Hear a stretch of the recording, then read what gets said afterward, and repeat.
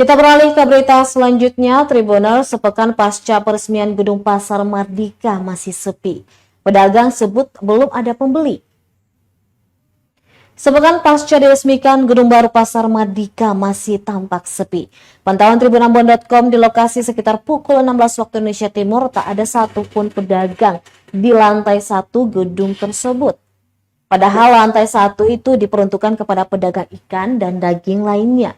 Kondisi serupa juga terlihat di lantai 2, 3, dan 4. Hanya 1 atau 2 pedagang yang sudah mulai berjualan.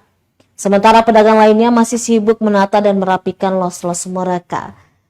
Salah seorang pedagang pakaian, Sofa, mengaku meski sudah 1 minggu beroperasi, tetapi dirinya masih mempersiapkan toko bajunya. Lanjutnya, hingga kini gedung yang dibangun dengan anggaran ratusan miliar itu masih sepi. Bahkan belum satu pun dagangannya yang terjual. Dia berharap pemerintah segera menata Pasar Mardika agar banyak pembeli yang berkunjung. Menurutnya, jika pembeli sudah ramai, maka tentu dia tidak kesulitan untuk membayar retribusi pasar, hingga bisa memutar modal dan mendapat rezeki untuk kebutuhan keluarganya.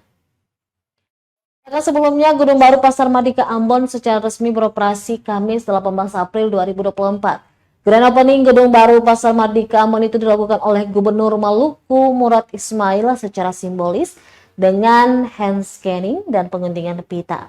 Gedung baru tersebut bisa menampung 1.700 pedagang.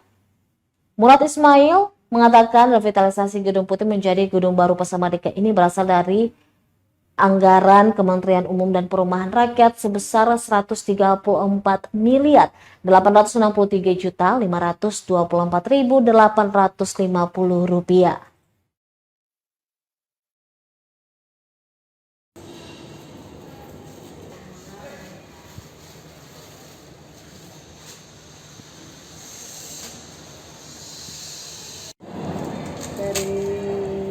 Untuk baik itu ada 1 minggu.